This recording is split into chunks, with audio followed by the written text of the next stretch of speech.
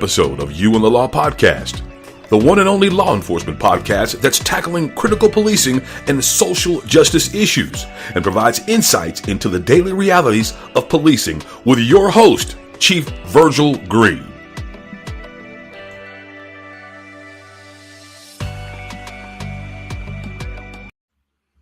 All right, welcome to another episode of You and the Law Podcast. I am the host of the show, Chief Virgil Green. And as always, I want to thank you for tuning in and joining us tonight for a special episode of You and the Law Podcast.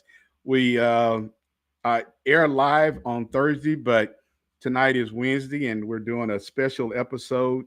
I've got a guest that's going to be coming on, and we're going to be talking about the viral video footage from the Texas A&M South Carolina football game that took place on Saturday that is gained a lot of attention around the country. And so we're going to be talking about that, but let me bring my guest on the show. And he is the man behind the voice that you just heard on the intro for You and the Law Podcast. Welcome, Brother King. Thank you, sir. It's a pleasure being here with you, Chief Green.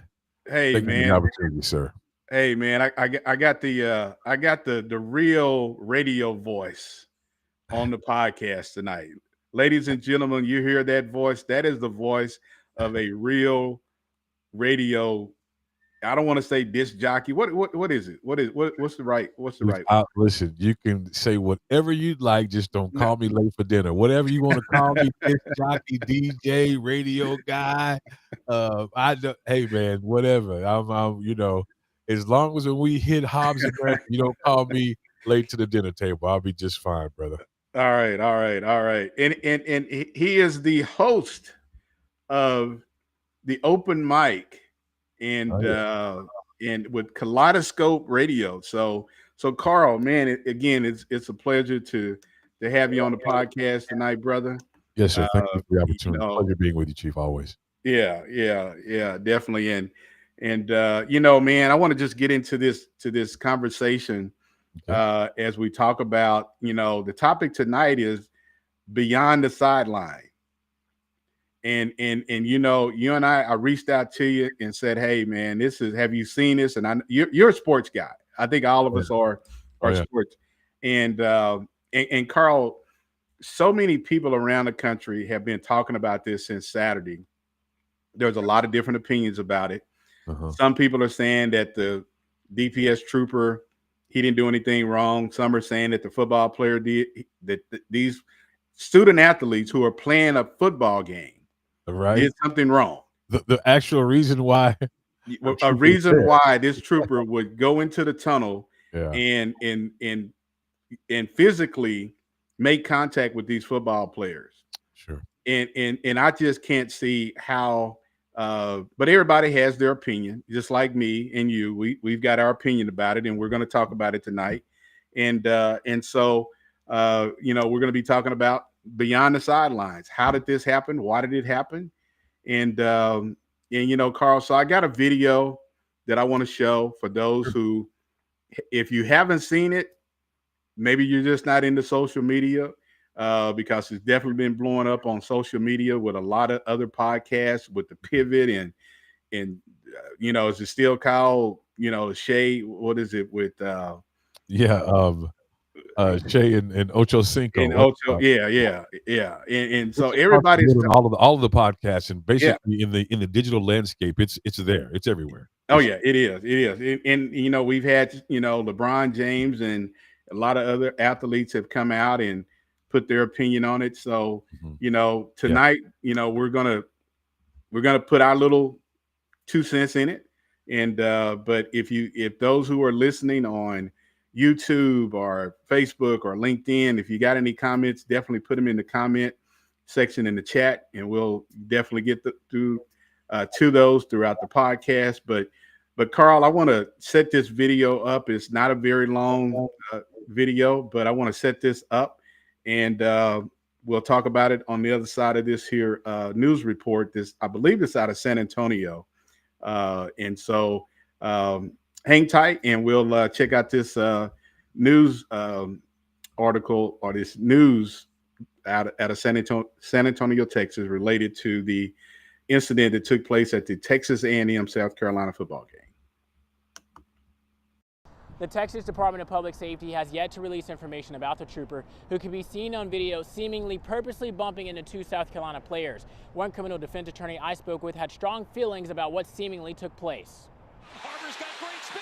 The track star is free. And I said, well, it time to cave again this year. So, but no, they pulled it out. They go and adjust now during the halftime, which they never could do that before. So that's great. I mean, of course, it wasn't in slow motion and all that. And so I was just like, why did he come into contact with those guys? He just literally tries to bulldoze both of these kids. And I was like, my God, what are you doing? The moment captured the attention of many prominent athletes like NBA star LeBron James, who called for the trooper to be suspended. According to Texas A&M police, the trooper was removed from the game after the interaction. We reached out to Texas DPS to request body cam video of the incident and to see if there had been any other disciplinary action against the trooper. They responded simply that our requests had been received by the Media and Communications Office. That's not reflective of law enforcement that I know of. As DPS. After Saturday's game, South Carolina head football coach Shane Beamer was asked about the trooper being removed. First-class people, so I appreciate them handling that the right way and sending him home. You said that if these players at South Carolina, if someone on that team wanted to, they could pursue legal charges against this officer. That is, in my opinion, that's a class. Graves says the Texas A&M Police Department has the jurisdiction to file a criminal complaint against this trooper, who is still to be identified by DPS. We'll continue to follow the situation as it develops. For now, reporting live outside of Texas DPS headquarters, I'm Jamal Kennedy.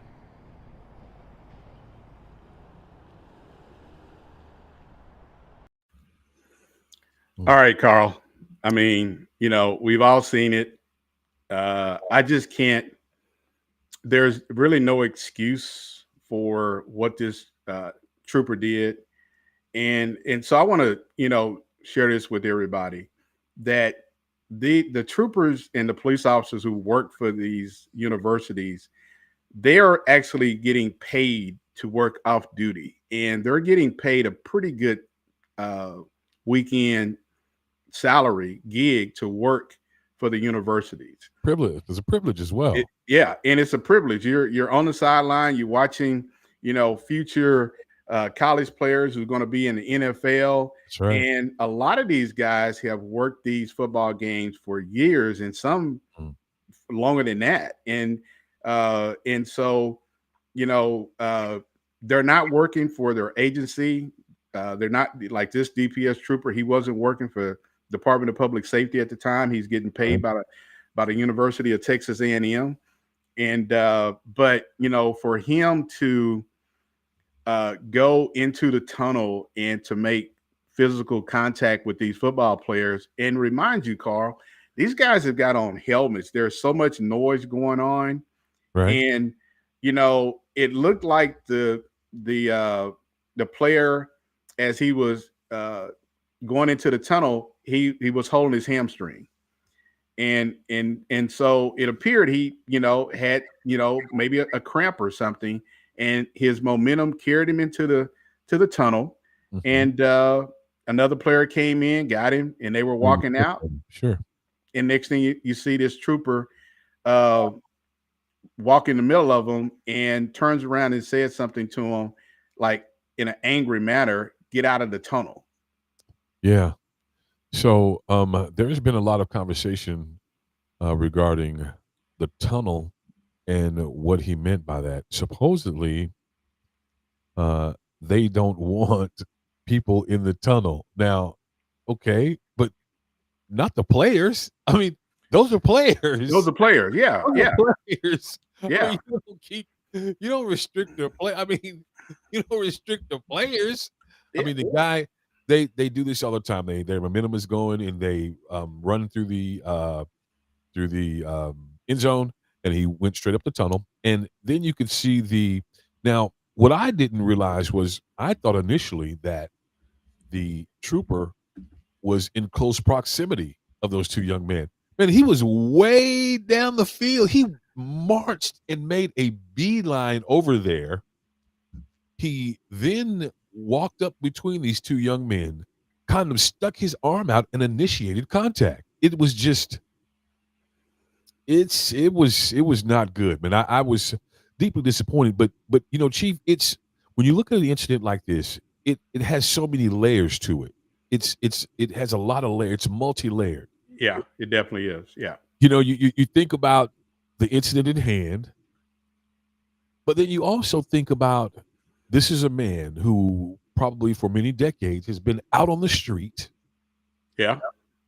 with very poor judgment. Mm-hmm. And it just it made me think that this wasn't his first rodeo, if you will. Exactly. You're right, Carl. Hey, Carl. I just logged into my TikTok page, so I want to let those who are tuning in on TikTok that this is a live podcast, You and the Law podcast. Okay. And tonight we're talking about the viral video that took place Saturday between the Texas A&M Aggies and the South Carolina, where the trooper went into the tunnel, and he, as we all seen, he used force to separate. He put himself there, Carl. He did. He did. And so for those who are tuned in on TikTok, I want to thank you for tuning in.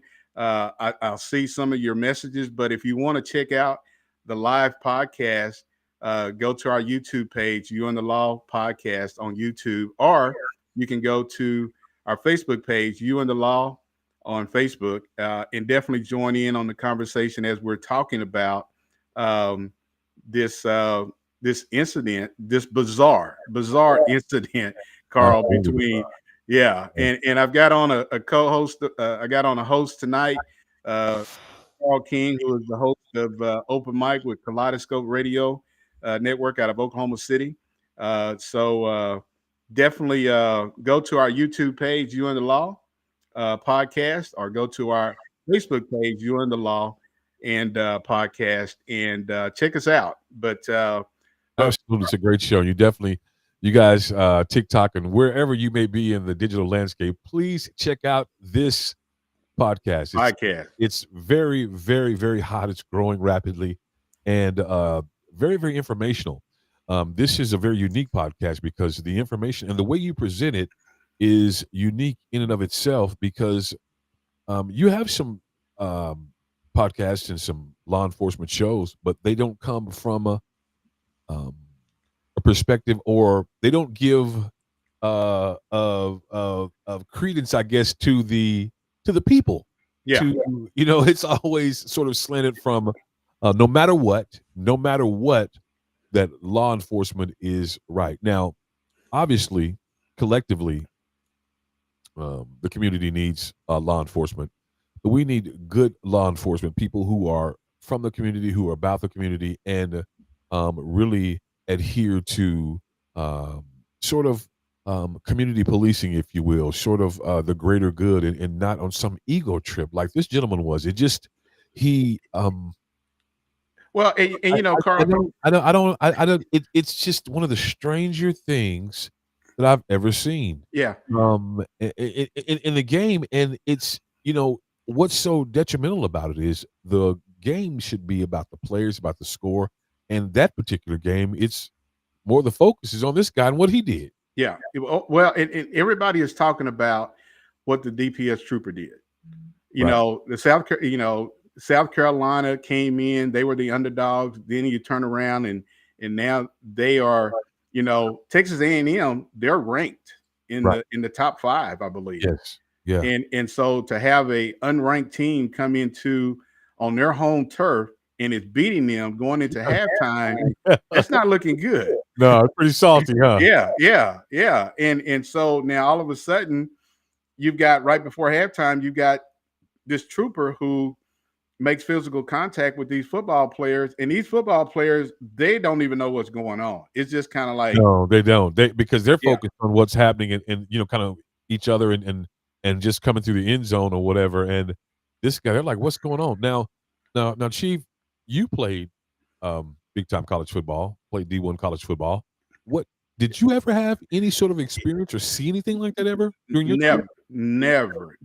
never. And this is the first time, and I don't think there has ever been a time in college football where a police officer who is working security for the game has had any kind of physical contact with a football player. This, if there is something that's going on in the field, the referees, that's what the referees are for, or that's what the coaches are for. And I want to give a little bit more context to it. These guys, these men and women who are working these football games, they're there for added security. They're not there to interact with the players. They're not there to confront the players. Their job is to be on the sidelines, making sure that people in the stands don't get onto the field. And the people in the stands don't have any confrontation with the football players. But Carl, this is the first time, and I went back decades to see had there been any other incidents that involved anybody in law enforcement having any kind of physical contact with a college football student athlete player, and I couldn't find anything, Carl. Well, it's certainly rare. I mean, it, and the machismo, the bravado, the truculence that man exhibited doing that. I just know that is not his first rodeo, and that is what's disturbing to me. Yeah. Because this was caught on camera for the nation, for the world, if you will, to see. Oh, millions of people saw it. What does this man do? What is his reactions? What are his actions? What does he do when the lights are not on and nobody's looking, if you will? There are a lot of people who say that every one of his cases needs to be reviewed. They need to look through his files. I mean, it has brought some scrutiny that I'm sure you want. Yeah. Well, Carl, I mean, you've had a son that went to college and played football. Kansas State. Kansas State. And as a parent, what's your opinion as a parent that if something like this here happened to your son? I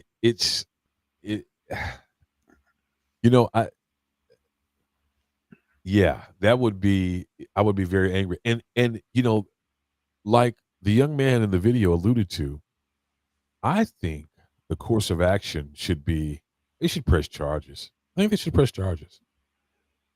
I think they should. Well, because and if you see when you sort of kind of let it go, and he needs to be punished. This needs to be brought out to another level, if you will. I think he needs to be punished for this, and I think he needs to be prosecuted. He definitely met the criteria for assault, and if that was anybody else, that's what it would be, Carl. If anybody had made any kind of around, if that had been anybody else, sure, there would be grounds for that person to say that I was physically assaulted, and you could be subject to being arrested. And so, the one thing that I will say is that if, the Department of Public Safety, they're going to investigate this. Mm-hmm. The one thing that I will say, he should never work another college football game in his law enforcement career. Now, That should never happen. That's probably not going to happen. No. Probably won't have the opportunity to do that again. I mean, because obviously his name, his name is obviously ringing throughout the football landscape. So I don't think I don't think people right now know his name, Carl. They don't know his name. They just know his image. They know who he is. I don't think they've released his name. Call it Rascal Old Jawline. Huh? Yeah. Hey, I want to just remind those who are just now tuning into the podcast that tonight's topic is beyond the sideline, and we're talking about the incident. Me and my host, guest, Brother Carl King, with Kaleidoscope Radio Network out of Oklahoma City. We're talking about what took place Saturday between the Texas A&M Aggies and the South Carolina. Now, you don't even have to be a football fan to have an opinion or comment about this, but if you're definitely somebody who likes sports, this here is something that just left you, shaking your head. And so, for those who are tuning in on TikTok, definitely continue to watch me and share this live. But tonight we're talking about the incident that took place at the Texas A&M football game in South Carolina this past Saturday in College Station. So thank you for joining me live on my TikTok page. Definitely share this with people that follow you, but so I won't be communicating with you because I'm on a live podcast. So definitely thank you for tuning in and joining us. And I see somebody named Katie Elizabeth. Thank you. I want to say hi to you and others who have joined us. Elizabeth, what's happening, Katie? Yeah. So I wish there was a way. Hey, what are you cooking for Thanksgiving? No. Yeah. So Carl, let's. Yes, sir. So you've had a son that played at Kansas State. Yes. And we were just talking as a parent, mm-hmm. You're at a game and all of a sudden you see your son, a person in law enforcement making physical contact with them. I'm at the stands. I mean, I'm down there. I mean, it's going down. It's gonna be a situation for sure. Yeah. It's gonna be a situation. And now, Chief, people, there's also some talk which, it's sort of inescapable. Some racial component to that. Would that? Yeah, would that I can see that. If it was two white players, why were you so? I mean, and the whole thing about the smoke screen about the keeping players out of the tunnel, I think that's complete BS because for one thing, those are players. So that wasn't for players. Those are players, but they weren't even up there. But it was seconds. I mean, so it's like what? Yeah. I mean, they went up there and they disappeared, and you didn't see them for, guys, what happened to the players? They disappeared into the tunnel. I mean, no, it wasn't even like that. Yeah. Well, so it was completely unnecessary. So that was that's when I knew. Then when I heard that. Yeah. I said, "Oh, this is a problem because they're already on the cover up tip now talking about the player, they're trying to keep players out of the tunnel." Like, okay, those are what is so sacred? Yeah, what is so sacred about the tunnel? And I heard this from another guy who has a big following on YouTube. I think he may be a former law enforcement officer, and he said he had a brother who played at Texas A&M, and he knows College Station and he knows the history behind the tunnel, and that it's a sacred place. Now it's a tunnel. Oh man, I can't see anything sacred about it because if that's the case, the University of Oklahoma. Can you imagine a player running into the tunnel at the University of Oklahoma and a highway patrol trooper, making contact with a player, and you don't and see the thing of it is. You definitely see. I mean, this kid had just ran an 80-yard touchdown, yeah. and so he definitely his muscles tightened up, his momentum carried him into the tunnel, and his other players came in. But I don't know, Carl, if you noticed this or other people listening on the podcast notice this. The team has a lot of people who got cameras out who are recording this stuff, and it's on their social. So you had other staff from South Carolina running up into the tunnel. But see, and you also had other people around the tunnel. And I never saw, and one of the things that I noticed, Carl, and just like you, I never noticed that trooper by that wall as he was running into the tunnel. He wasn't out of nowhere. He was about on the Chief. He was about on the. Let me see. I would say the 30 or the 40. He wasn't at the 50. I wouldn't say half the field, but he was. I would say maybe at the 30, 25-yard line or so, and he made a beeline to the tunnel. to those players. Okay. Yeah, they had I saw a broad view of the initial instance when the players was running and where he was, and I was like, my goodness, this dude, he was now, of course, I think it was a combination of a few things. First of all, the dude just ran an 80-yard touchdown on him.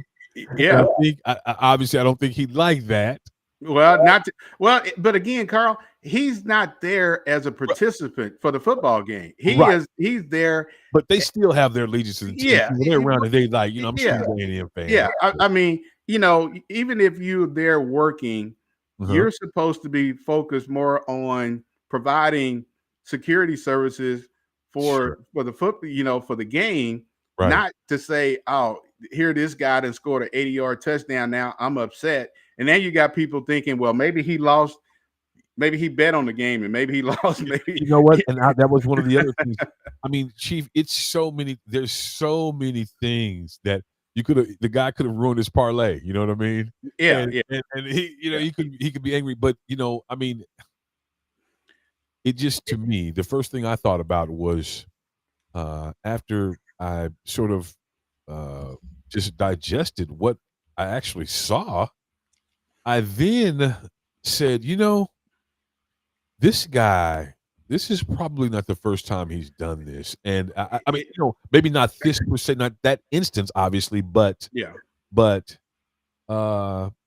definitely exhibited bad judgment. And that alone should warrant some investigation. Yeah. Well, and I'll say this, Carl, being somebody who is in law enforcement, at the level that I'm in, I think you have to go back and you have to ask the question. It's a legitimate question.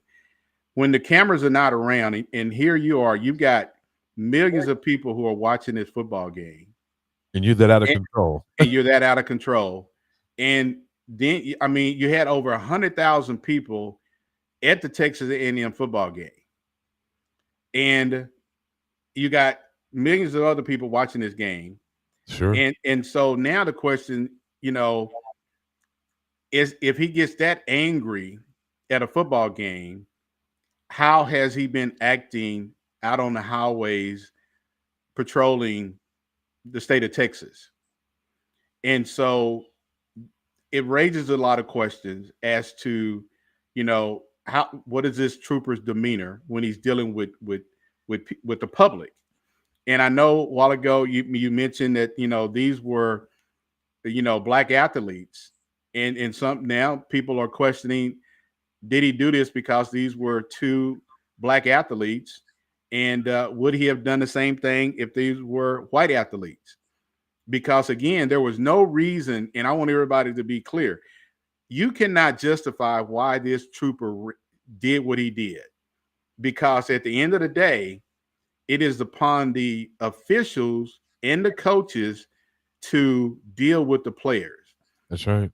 And even in the NBA, you see the referees dealing with the players and the coaches. You don't see a police officer running out on the court to deal with somebody unless there's some, a real big brawl, but they're keeping the fans off of the court.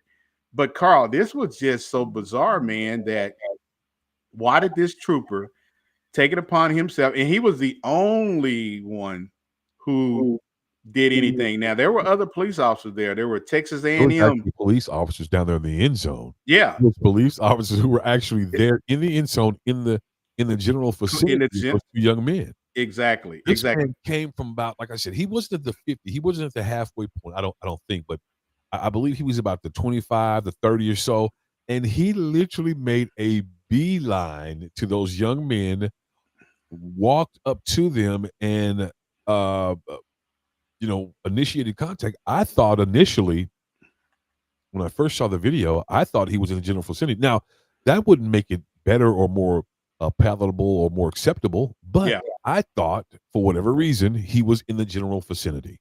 Yeah. And he absolutely was not. He was not. no, he no, and no. that made it even more egregious. Like, what are you doing? It's so bizarre. It was so unwarranted, so uncalled for. You have to question uh His actions a different outside of you the have to football you game. you're right, you have to question things because it was so odd and Yeah, just ridiculous. It didn't make sense. yeah, yeah. You're right, Carl. So, now you talked about the NBA and cops. Oklahoma City, the Thunder, as a matter of fact, the The world champion, the world champion. Let's get the that straight, world Carl. The champion, NBA champions, Oklahoma the City Oklahoma City Thunder. Thunder. Yeah, They share something. They have something that's very unique, and I actually don't like it, but it is what it is. So on timeouts and stuff or whatever, right? They have police that come on they the take the court, court. and Yeah, I'm like, you don't see that. I don't see that in any other city. Now it could be. Don't hold that. Don't hold me to that. But yeah. I've looked. I've been to games in other cities. I've Mhm. obviously watched the games all the time. I have not seen that. Why is Oklahoma City bringing Yeah, and that's another show, but I don't yeah, like that. Police should not be there. Now, it's yeah. not as if Oklahoma City has had some big, surge of fans coming out and rushing. I mean, Yeah. it's unnecessary, and you're creating an atmosphere that's about fun and family, and I've never liked that about Oklahoma City, that Yeah. aspect of the games. I Yeah. do not like it. Well, and I can tell you, Carl, a real good friend of mine, she was the out of the NBA out of New York. Um, and when she would come to Oklahoma City, I would kind of be her, you know, right hand person. And I had, all behind the scenes. And this was before the Thunder. This was back when the New Hornet. Orleans Hornets had moved to Oklahoma City Oh, yeah. during Hurricane Katrina. Sure. And so it was something that had started back then, and it is something that has continued on, decades later, where you do see uniformed police officers that take the court at halftime, and you also see them take the court if if the referees are reviewing a play, and you do Right. see them come out. Like But somebody's gonna rush the yeah, referee and hit him in the head with yeah, a hot dog or something. yeah, but you also there are other security personnel who are there they used to be called the uh, black coats or something there, but there are other individuals who are in coats that are part of the security apparatus with the Oklahoma City Thunder. Mm. But again, you don't really see it. You don't see it in LA. You don't see an LAPD Right. out on the court. You don't see in Dallas. You don't see it. There are very few NBA teams where you see a uniformed police officer present on the basketball court. Right. You see them around, but they don't Sure. take the court. And just like at a football game, they're there just to make sure that everybody is not getting unruly. Sure. But what we saw Saturday with this DPS trooper making contact with this football player, with not just one but both of them, Yeah. and you had one of them who's turned around and is looking like, "Dude, what's wrong with you?" What's I wrong with mean, you? What are you doing? Why would you yeah, do what are that? you He doing? put his hand up. Yeah, I'm curious. I'm curious what's going to be the outcome, Chief. I'm curious to now. I know this guy has been basically demoted from football games, from being a part of football games going forward. From what I yeah. understand, um, I believe that as far as any other repercussions, that's going to be. I think it's going to be it. I don't believe he actually should be fired, but I don't believe he will be. No, I don't think that'll happen, Carl. I think, and this is another thing, just as somebody who's in law enforcement, Hmm. this has really tarnished the image of Department of Public Safety, because now you've got people around the country who are looking at this one trooper. And again, this is just one trooper. This does not, say that you've got a lot of troopers who would do the same thing. Sure. There's one bad apple in every profession. But I've always said this, Carl, we have to be above the standard in law enforcement. We have to be above the standard when it comes to how we are interacting with the public. Sure, that's right. Because you're tarnishing the badge and you're tarnishing the image. And the one thing that I took away from an opportunity that I had decades ago, Carl, uh, with the great Willis Reed, who's no longer with us, who was the vice president of basketball operations for the Oklahoma City Hornets. When it was time for the Hornets to go back to New Orleans, the owners of the NBA, the owners of the Hornets came down, the commissioner of the NBA came down, and all the big wigs were there at Southern Nazarene University talking to the players about this transition. Because Carl, back then, New Orleans was still, it was not a safe place. And a lot of the players, like, Chris Paul and all these other players, they wanted to stay in Oklahoma City, but there was an obligation to go back to New Orleans. One of the things that I took away from being a part of that meeting was the NBA has a brand and every team has a brand, and you're going to protect that brand. This trooper tainted the brand of the Texas Department of Public Safety on Saturday. Well, I think that, and I don't want to paint law enforcement with a broad brush, but I don't know how much that will affect this particular incident, because it seems like, it seems like, Texas is a very heavily red Republican thick state, and Gregory Abbott is the head of that particular state, and I just think that, it seems as though, man, states, different people, they cheer these type of things. They seem like they actually applaud these type of things. I don't think this man should have an opportunity to ever do this again. He should never have the opportunity to come into the public eye again, ever. Yeah. I believe with my heart, and of course we don't know. I don't know anything about the gentleman. I just know from what I saw on that bizarre tape.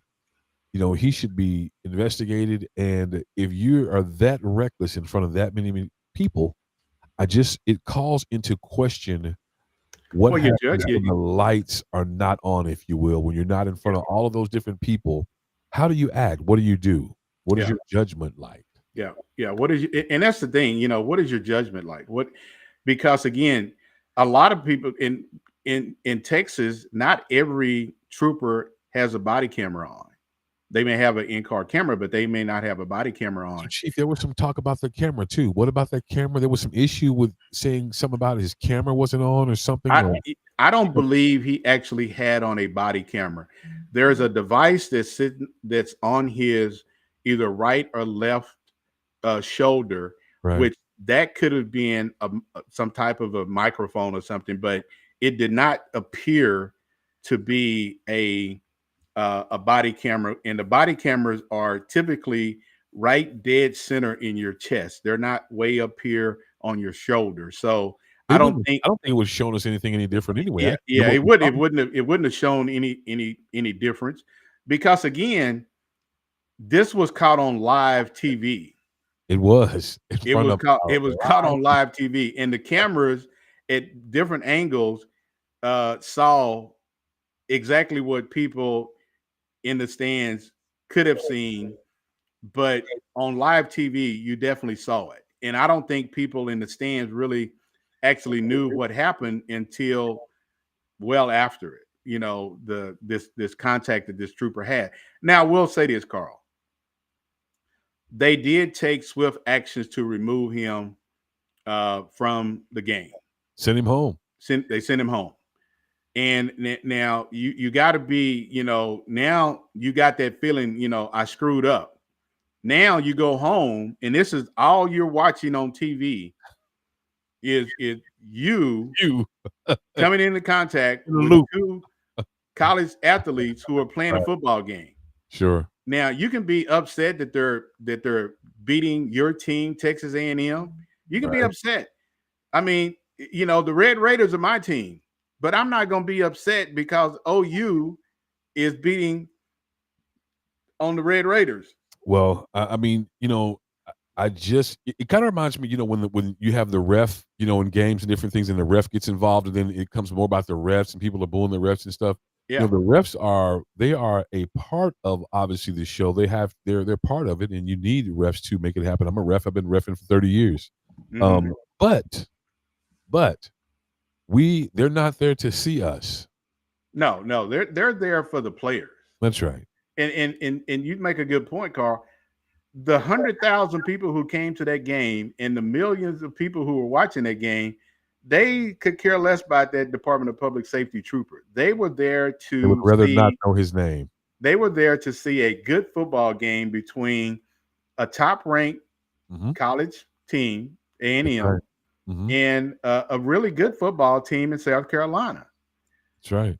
But it turned into something that now we're talking about it and everybody else is talking about it. And the one thing I would say, I think, the Department of Public Safety, because there's been so much spotlight that is put on this, Carl, they're going to conduct their own investigation into why this trooper did what he did. Because there was definitely some anger there. I mean, you can read his body language, and you can. It was hostile. It was hostile. If he felt like they were doing something, going in the tunnel or whatever that was about, he was angry. He was pissed. Yeah, he was. He wasn't nice, or hey guys, we can't go on the table. Which that would have been just incredibly stupid. It wasn't, and it's interesting that you talked about that gambling, but man, that's the way. It's almost as if he just lost some money or something. I mean, well, and Carl, and I think one of the things that just popped up on my TikTok page is that law enforcement in sports debate the officers' actions, and I think everybody has been debating the officers' actions because it was something that we've never seen in any college football game. And for any officer who's working a football game to take it upon himself to confront a football player, you really, and a lot of people, and you mentioned it, Carl, that maybe he no longer needs to be a trooper. Maybe he needs to be terminated. I'm going to leave that judgment to the Department of Public Safety to see.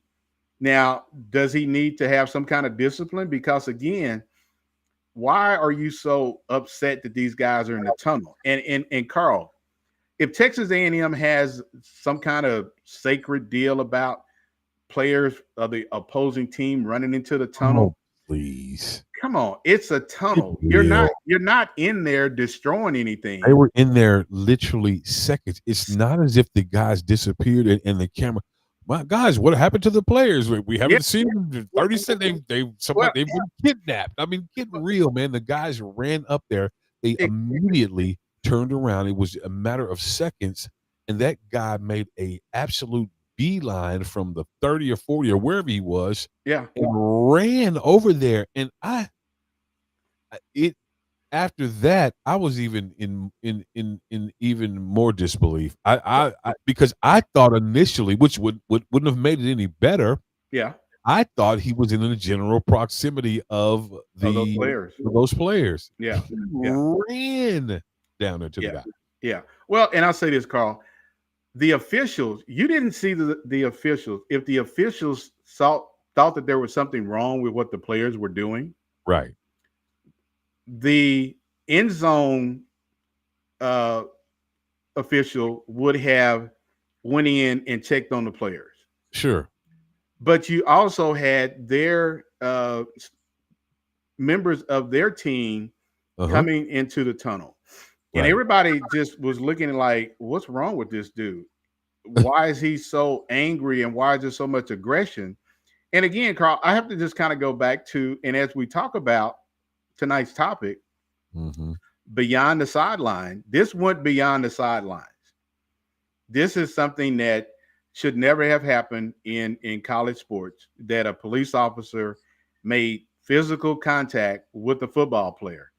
And the gentleman that we heard on the opening of the intro in the podcast, said that if this was anybody else, I want to say it may be a Class C felony. I mean, a Class C misdemeanor Right. in Texas, to where Mhm. they could actually say that this trooper physically assaulted these football players.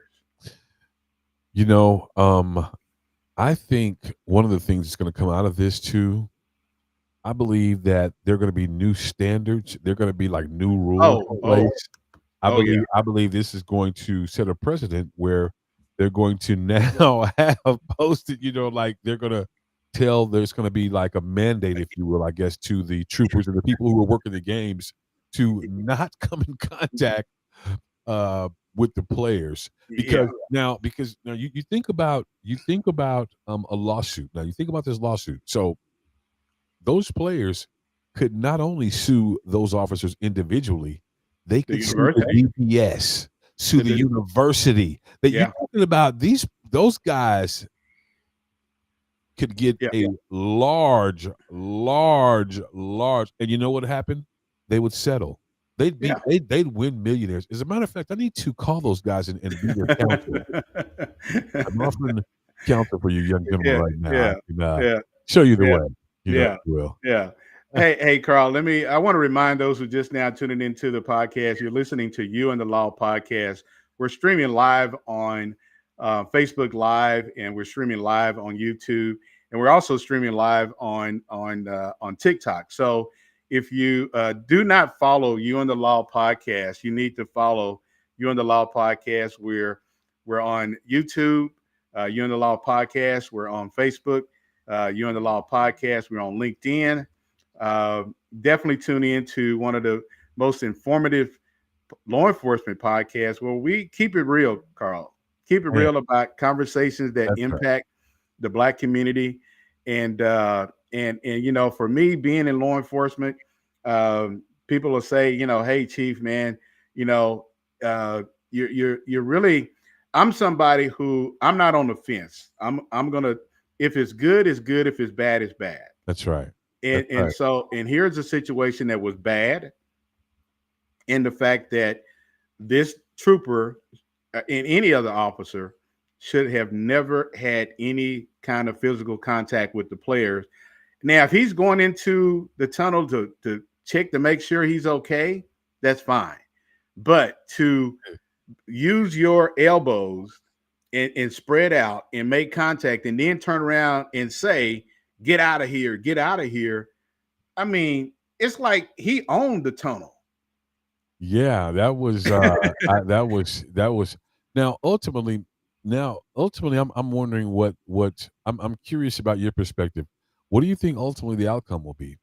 Because now for the folks out there who don't know, he has been they immediately sent him home. He didn't they did. The game. He didn't even finish the game, and they sent him home immediately. Yeah. He will not be allowed to work any more football games. Do you think that will be it? I think that's going to be it. I think it will be. I don't think, again, he was working for the University of Texas A&M. Uh-huh. He had a uniform on representing the Department of Public Safety. Now, he is actually more representing the Department of Public Safety than anything because of the uniform. Sure.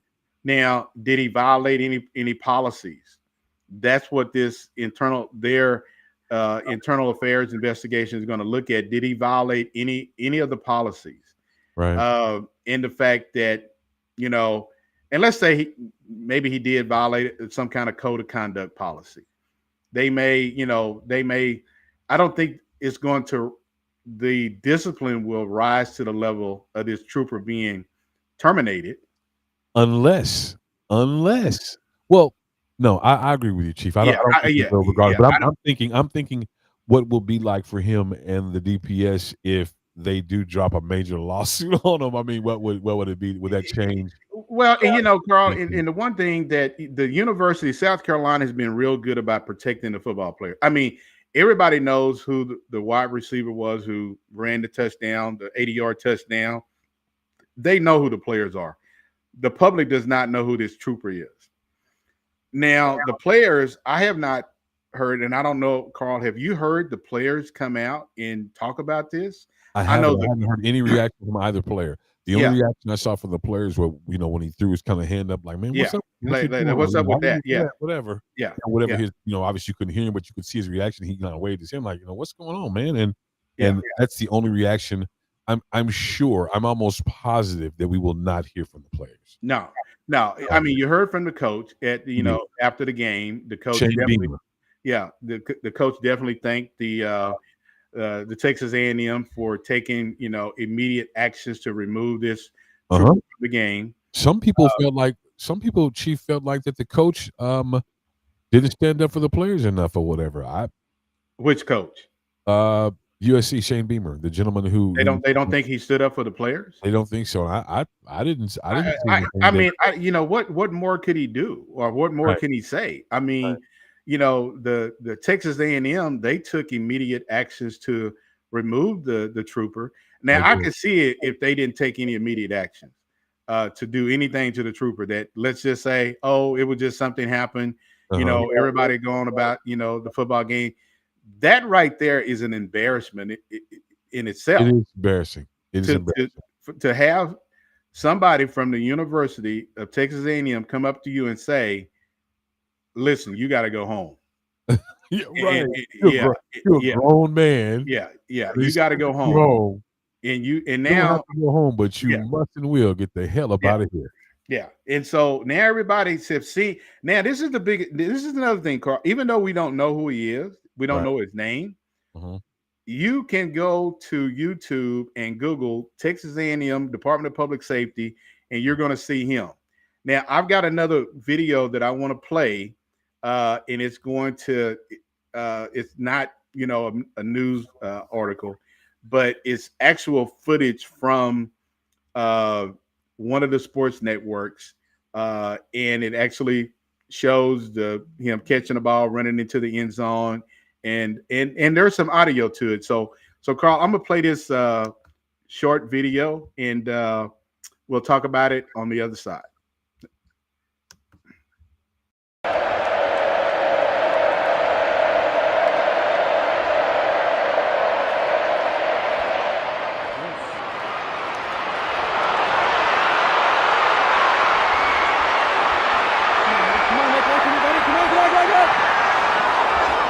Touchdown, South Carolina.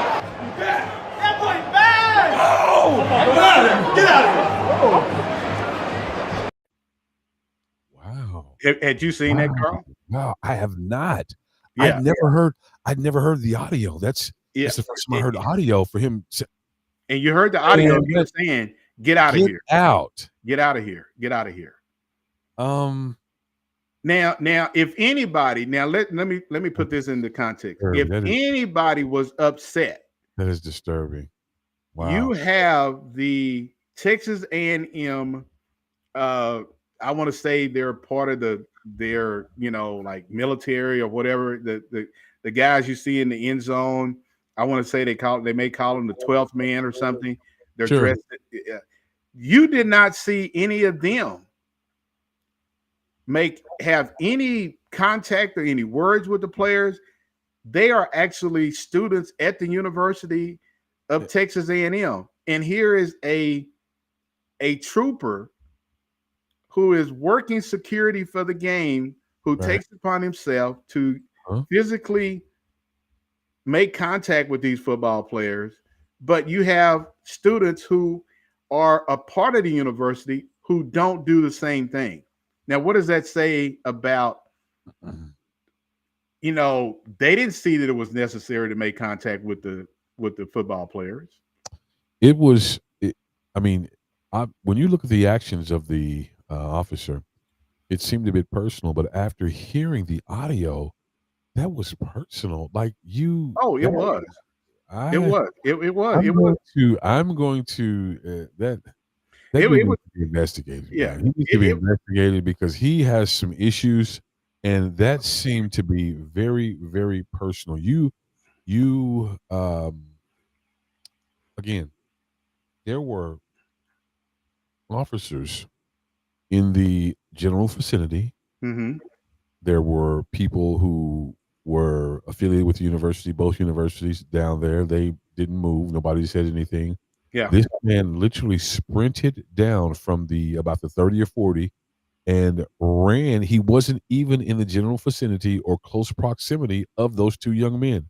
Mm-hmm. I initially thought he was. That didn't make a difference. But after seeing him running, hearing the audio, the man needs to be fired. He needs to be fired. He needs to be fired.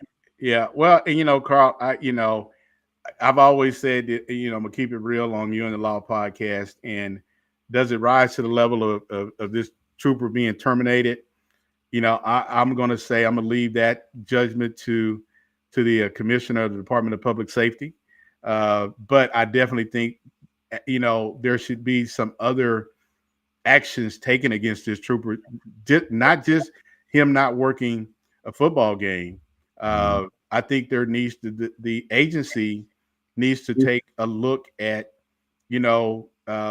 his past conduct, and it's going to be interesting. This is not over with. This happened on Saturday, right? And I'm pretty sure you're going to have some people who have had a negative encounter with this trooper on a Texas highway, who are going to come out and they're going to say some stuff is going to come out about him that this happened, and it's going to open up a much wider investigation. Now, Carl, you did say something that I want to elaborate on. This is going to change not just at the Texas A&M game. You're going to have other universities and other law enforcement agencies who are definitely going to come out with some new guidelines for police officers to follow.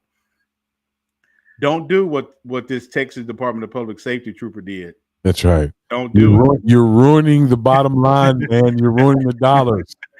You're not. Don't do that, because you won't be working a football game. Now, I will say this: Texas A&M does have the right to tell the Department of Public Safety, we no longer want to have troopers working our football games. I don't think that'll happen. Sure. But because the university is paying for these off-duty officers to work the game, and it's just not troopers.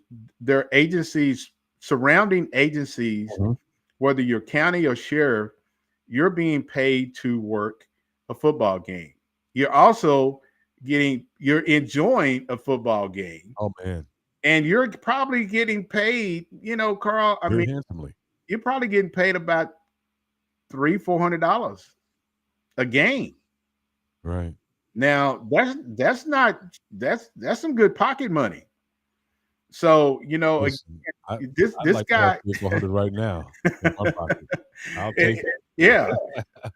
And again, this guy, and I'm pretty sure there's other people out in the law enforcement community who have who definitely see that this guy's actions, that there was something not right, and people are speaking out about it. But I will say this: you cannot justify this guy's actions, because the students didn't do anything wrong. The football players did not do anything wrong. No, that's the reason everybody was there. Yeah, they were there for the football players. That's the reason everybody was there. Yeah. That's the reason how you got that $300 or $400. You got the tickets and got the ability to be right there on national TV in front of a just huge audience, because obviously Texas A&M is really successful right now, doing really well, and it kind of overshadowed the game because they actually came back. Yeah. Well, Carl, I got it. Von Miller played football at Texas A&M. And so, Texas A&M has a long tradition, history in football, just like the University of Oklahoma does. Now, my Red Raiders are coming up. I have to stop you there. Wait a minute. What? Well, okay. You're the sports guru now. You said Texas A&M had a storied history, a storied program like the University of Oklahoma. And you stop that right now. Stop that now. Well, I can say that. Well, Carl, cut it out, Chief. The University of Oklahoma has a very we blue blood, man. traditional. Now. Traditional history. Now, Yes. I'll have to say this: my Texas Tech Red Raiders, they're coming up. They're doing coming well up. this year, having a great year. They're coming up. Having a So, great year. yeah, but yeah, Having a great year. yeah. You know, it's funny because speaking of football, man,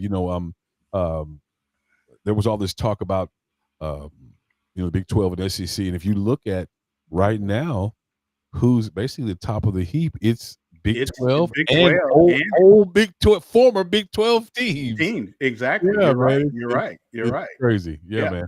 Yeah. It's been a Yeah. blast, and I've certainly enjoyed being with you. This is a very interesting topic. Of course, I was very intrigued when you reached out to me to initially talk about this.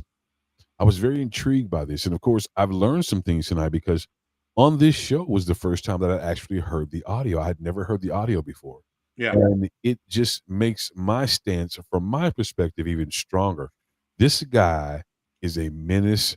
I guarantee you, if they go back and look at this guy's record, they'd find a whole lot of things that are pretty unsavory. Yeah. There's no question that this guy has definitely had some negative encounters with some people, and those in the black community are going to say, see, this is what we're talking about. Right. Talking about can we trust police officers when Sure.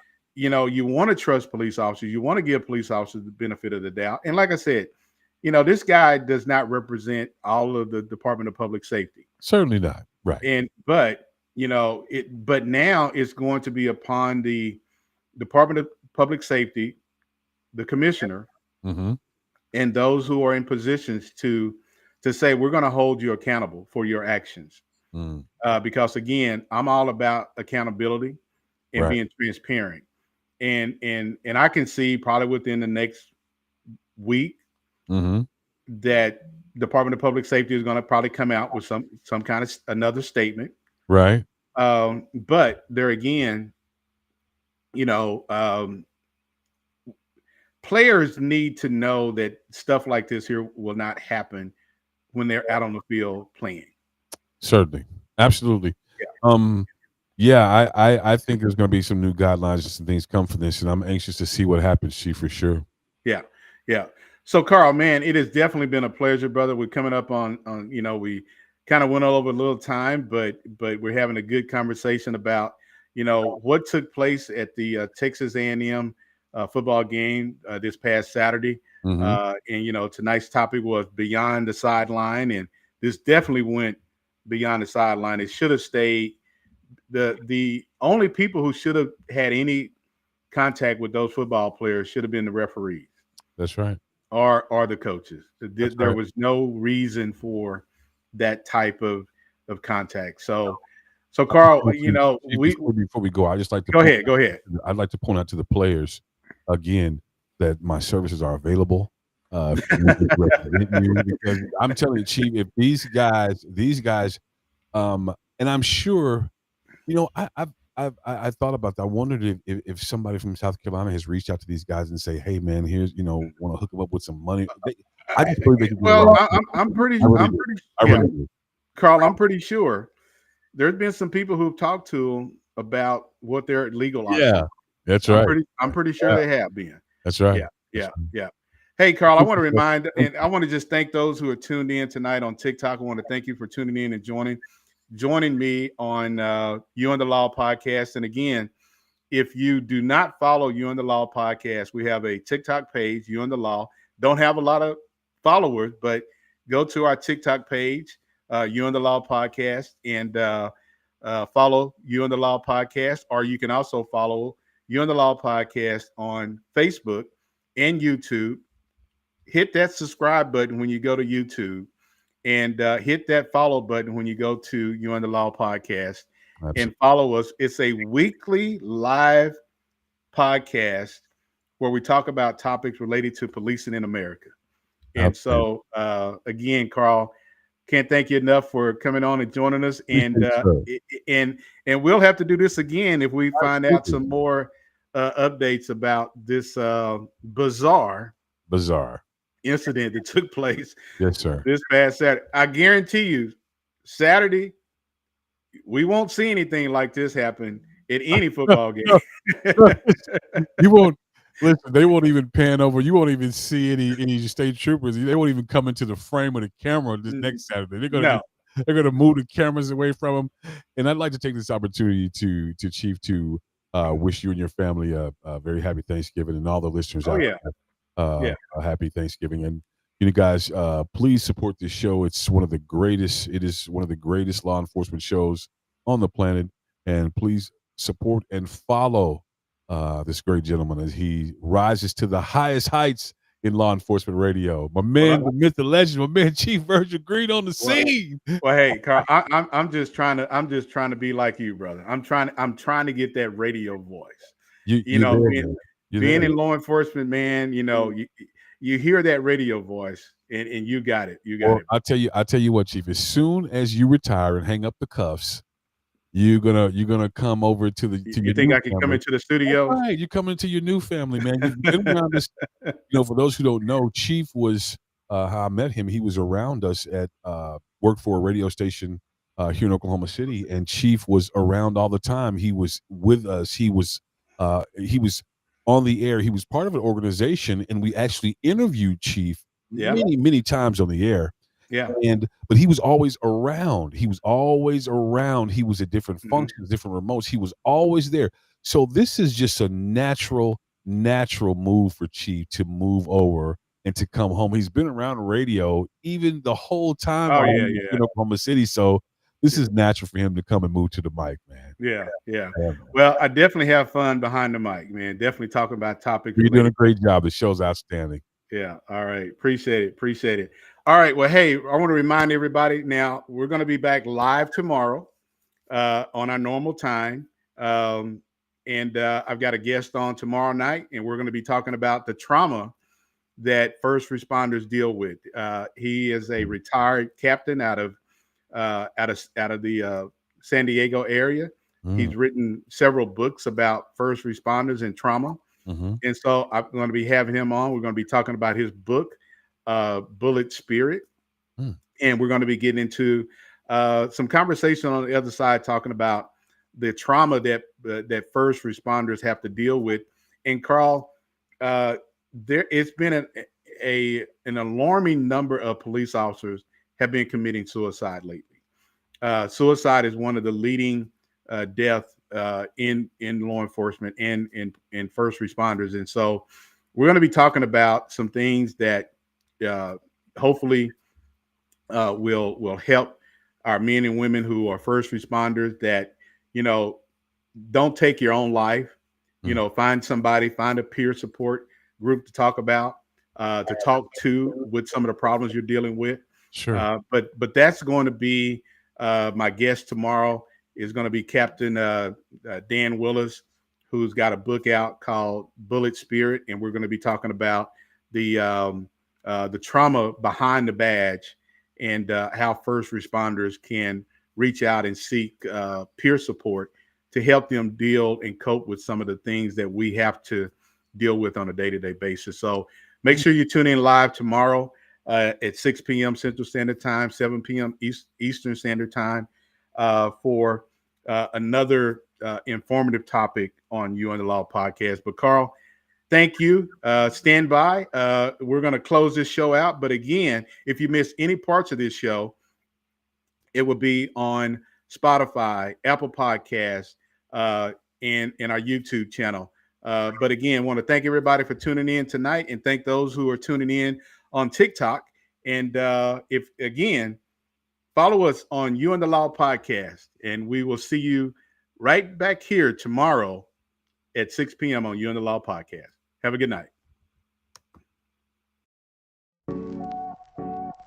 That's a wrap on this episode of You and the Law podcast. We've got more eye-opening conversations and hard-hitting insights coming your way, so make sure you subscribe on YouTube, follow us on Spotify and Apple Podcast, and stay ready because the next episode might just change the way you see law enforcement.